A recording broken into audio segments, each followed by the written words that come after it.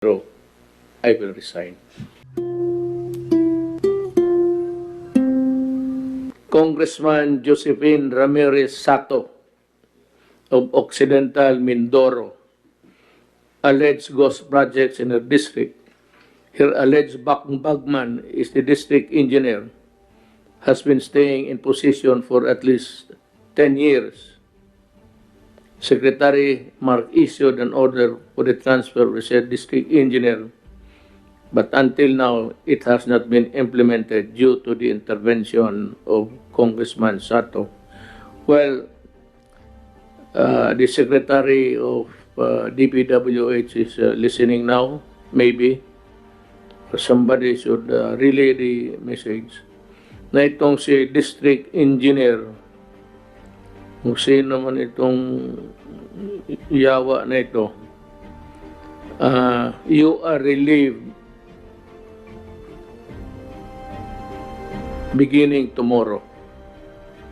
If you are listening, this is nationwide. Secretary Mark Villar, kindly implement the order.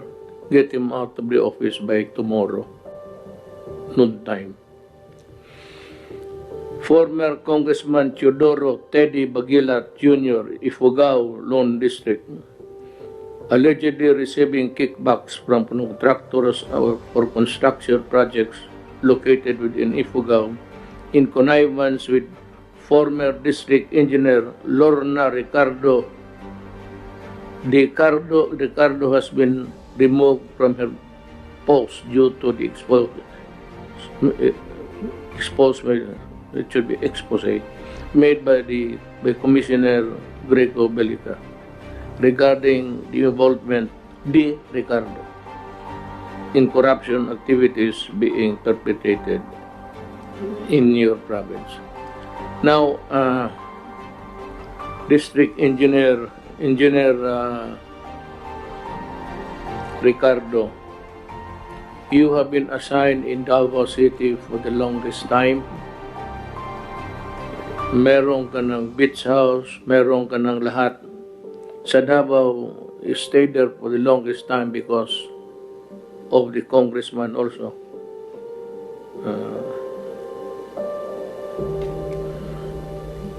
You are to report tomorrow to the office of the secretary. You are relieved. Ayaw kayo magpa-relieve, then I am ordering you. I'm ordering the relief of secretary sa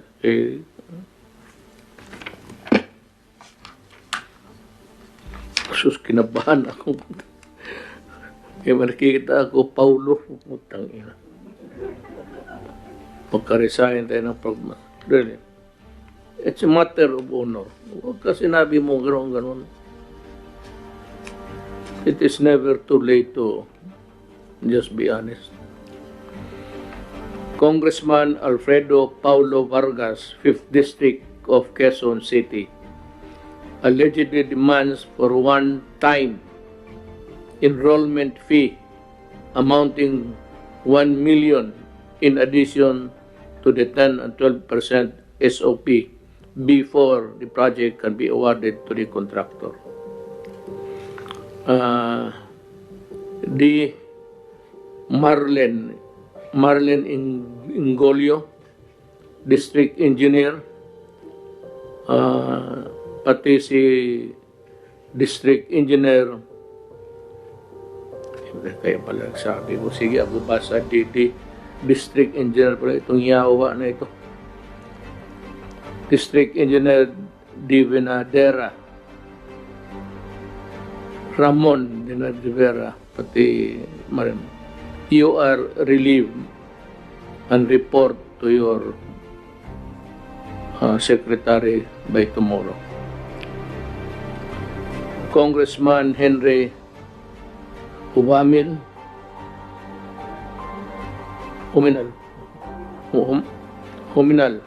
nga,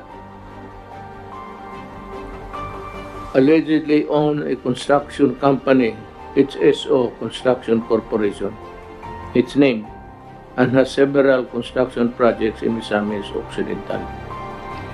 Ang ano doon, sa district yan, so it covers quite a lot of the Ana District Engineer Ana Lee Manzano, Misamis Occidental, First District, First Engineering District, and District Engineer Caroline Abinales, OIC, Misamis Occidental, Second District Engineering Office. You are relieved, ma'am. Tomorrow, huwag mo nang hintayin. Tomorrow is tomorrow. By noon time, you should be talking to your boss.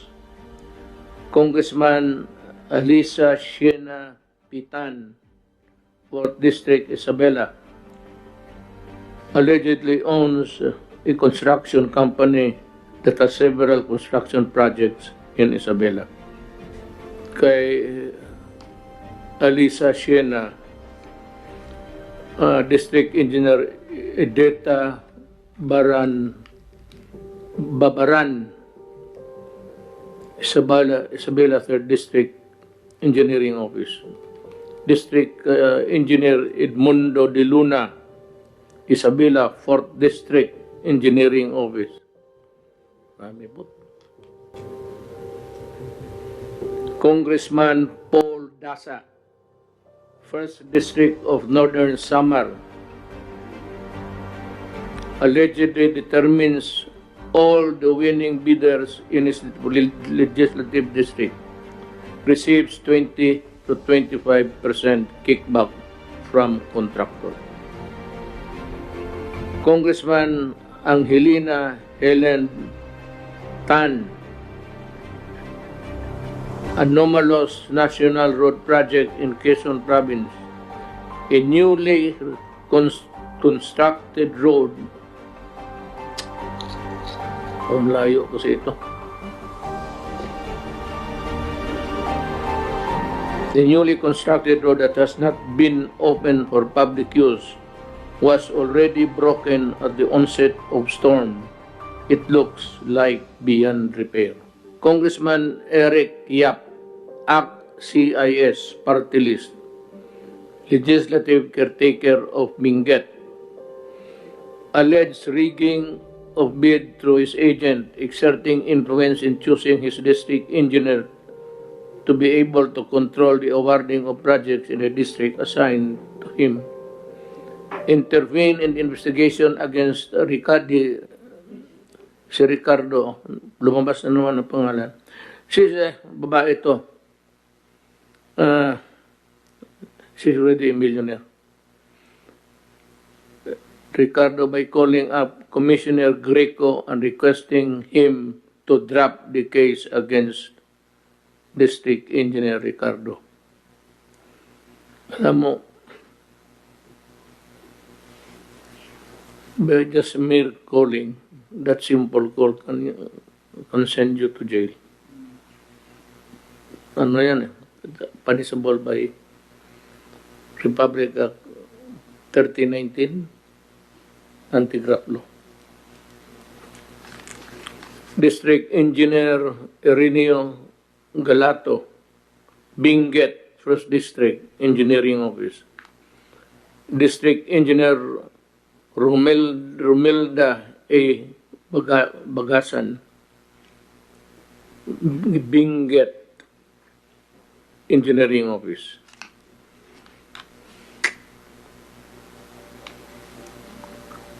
Congressman Geraldine Roman, 1st District, Bataan, allegedly asking for 10% kickback for all DPWH projects in your district.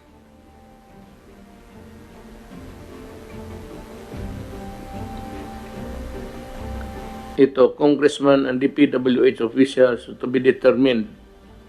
Back receive an email asking whether it is normal for a congressman to get 20% SOP from every basketball pen, mga antigraph yan eh. Dito, DPWH, ghost projects involving construction of bridges in Camarines Norte. Now, itong mga engineer na I mentioned, just for good measure, just the same, I do not condemn you. I give you the presumption of innocence, just like the congressman. It so happens that your name was cropped up during an investigation. Lahat ng... No, I would like to ask Secretary Villar to give me the list of all district engineers and the districts they are assigned all over the country. I will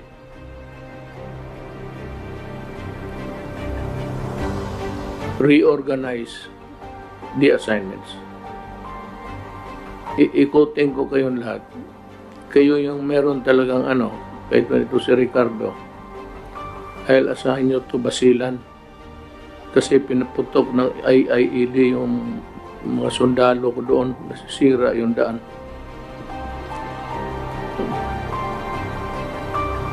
Itong pangalan, it is a invalidation, and that ma-validate ko itong si Ricardo.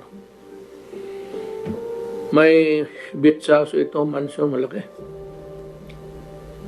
Kilala mo yan, Bot? Igsuon man yan iguan. Susobrado.